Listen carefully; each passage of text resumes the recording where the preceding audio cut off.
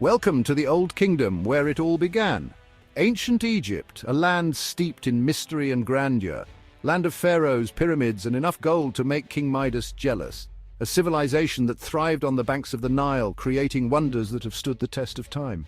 We're time-traveling back to 2686 to 2181 BC, the Old Kingdom, the era that put Egypt on the map, literally and figuratively. This was a time of great innovation and monumental achievements. Imagine a world without smartphones, the internet, or even sliced bread. A world where the sun and stars guided daily life and the Nile's annual flooding dictated the agricultural calendar. Shocking, right?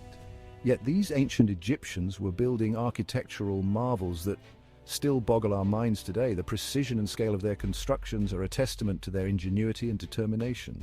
This period was like Egypt's greatest hits album, powerful pharaohs, iconic pyramids, and a culture so rich it makes Tutankhamun's tomb look like a garage sale. Their legacy is etched in stone and gold, telling stories of a bygone era. So buckle up, because we're about to take a whirlwind tour of the Old Kingdom, where the Nile wasn't just a river, it was the lifeblood of a civilization. It nurtured the land and its people, fostering a culture that continues to fascinate us to this day. Let's talk about the rock stars of ancient Egypt, the pharaohs. These were the ultimate celebrities of their time, commanding not just respect but also reverence. These weren't just rulers, they were considered living gods. Talk about pressure. Imagine having to be both a political leader and a divine figure. We've got Djoser, who kicked things off with his fancy step pyramid, like a regular pyramid but with levels, practical and stylish. This was a groundbreaking architectural feat that set the stage for future pyramid designs. Then there's Sneferu, known for his bent pyramid. It was a bit of a construction experiment gone wrong, but hey, innovation comes with its risks. Look, building a pyramid is hard, okay? Cut the guy some slack. The engineering challenges were immense, and every mistake was a learning opportunity. Besides, he eventually figured it out and built a straight one. The Red Pyramid stands as a testament to his perseverance and ingenuity. And of course, no pharaoh-themed party is complete without Khufu, the mastermind behind the Great Pyramid of Giza.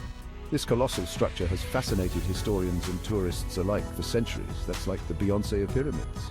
Iconic, timeless, and a tad bit mysterious. Its construction still baffles experts, adding to its allure.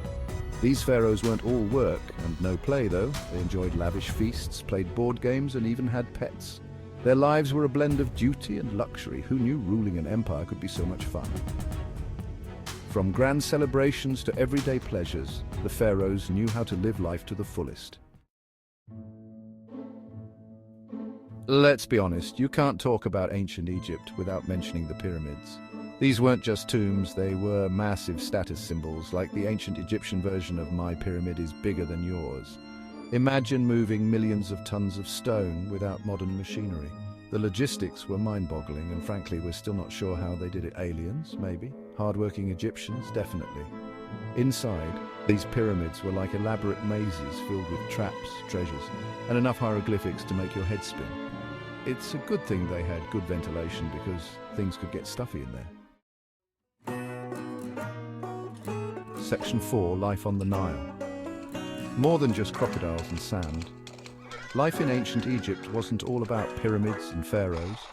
Ordinary Egyptians were living their best lives, farming, making pottery, and writing angry letters to the editor about chariot noise. The Nile River was the lifeblood of Egypt, providing fertile land for farming and transportation. Think of it as their Amazon Prime, delivering everything from food to building materials. Families were close-knit, and children played with toys made of wood and clay. They even had board games. No internet, but hey, at least they had board games. Section 5, Mummification, because death is just another adventure. The ancient Egyptians were obsessed with the afterlife, and who wouldn't want to live forever, especially if it involved hanging out with gods and goddesses. Enter mummification, the art of preserving bodies for the afterlife.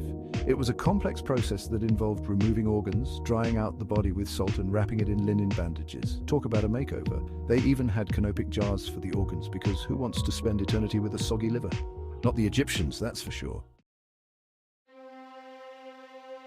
Section 6, Funerary Practices, sending them off in style. The Egyptians didn't believe in packing light for the afterlife. They believed that the journey to the next world required all the comforts of home. Tombs were filled with everything from furniture and food to board games and pets. They wanted to ensure that the deceased had everything they might need, because what's the afterlife without your favorite board game? Senet was particularly popular, a game that symbolized the journey to the afterlife. They even included shabtis, little figurines that were supposed to come to life and do the deceased's chores in the afterlife. These were like ancient servants. Who needs a Roomba when you have shabtis? These figurines were believed to magically animate and serve the deceased. And of course, no Egyptian funeral would be complete without a heartfelt send-off from the living. Mourners played a crucial role in the ceremonies. We're talking elaborate ceremonies, offerings to the gods, and enough tears to make the Nile overflow. Okay, maybe not that much. These rituals were essential to ensure a safe passage to the afterlife.